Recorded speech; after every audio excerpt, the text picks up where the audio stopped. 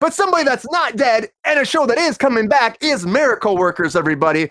I love this show. So if you haven't heard of this, you need to check it out. It's a TBS sleeper, if you ask me. Daniel Radcliffe kicking some ass on this.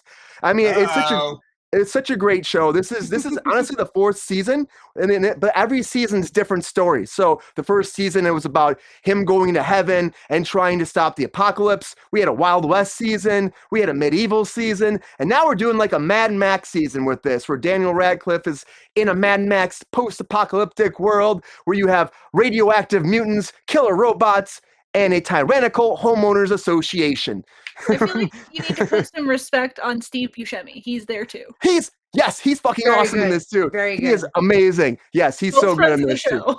both very much friends of the show. And Geraldine also, who plays like his wife, she's in all the episodes too, all the seasons. She's fucking great too. But it's a fun show. The fourth season's coming back July 10th on TBS. The trailer's out right now. Is anyone going to mention Dopinder? Like, how about Dopinder? Like, he's also amazing. What is his real name? Amazing cast all around.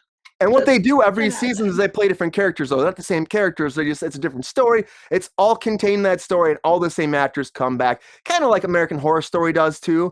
But this is a comedy world, and it's a lot of fun. I mean, the whole cast is stellar, and every season's fun. I mean, some episodes can be like, man, but for the most part, it's just a blast. It's just this. Sabrina, you watched this before. What do you think about this coming back, and then the premise of Mad Max for this? I mean, I really honestly don't even think it matters what the premise is because they're going to make it funny. Like, if you would have told me that they like were going back in time to like, the Oregon Trail days, I would have been like, that sounds terrible. Don't do that. But it was hilarious. And it worked. When Steve Buscemi was God, it was hilarious. Like, I mean, I feel like it doesn't really matter what the setting is or, I mean, I would never pick that, but I'm sure they'll make it hilarious. I'm sure it'll be great. It's really funny.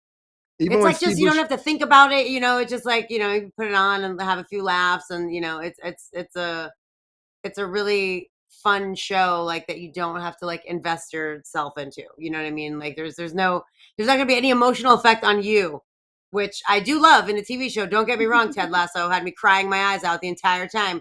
But like it's nice to put something on and just be like, oh, that was great. You know what I mean? And not bring it with you and not worry about it later or I don't know. I feel like there's that's not super common nowadays. I feel like everything is really fucking deep, which sometimes I don't need it. So it's a very good show. You can kind of just turn on, have a good time. It's super fun.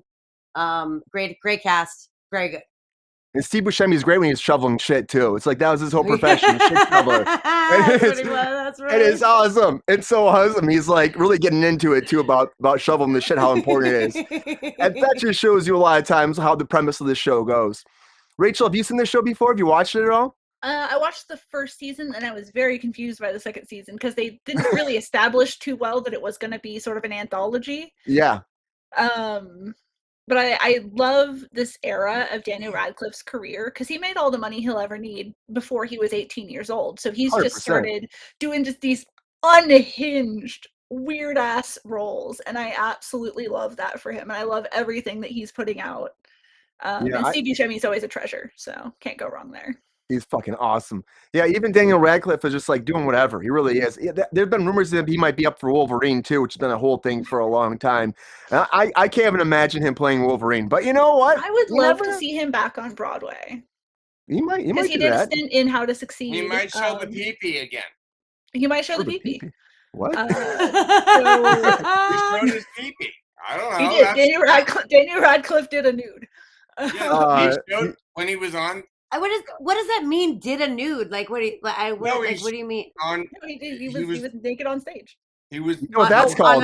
In a play. In a play, he showed his pee-pee. Yeah. What? You know what I call that? I call that some breaking news. I did it. I don't know. I feel like that's only breaking news for you and I. I feel like a lot of other people have known that for a very long time, especially these. I mean, he was on a horse or something, and he showed his with his pee-pee out. That's it. Yeah. Theater gets weird, guys. Yeah, he was near a horse and he had his pee-pee out. That's it. Well, theater gets weird. The fact that Chris knows that and I don't, it's very alarming to me. I don't think Ty knew that either. I don't think Ty knew that either, but I did yeah, not know that. Harry I don't think I Potter needed to know started that. sleeping. That's what was alarming to me.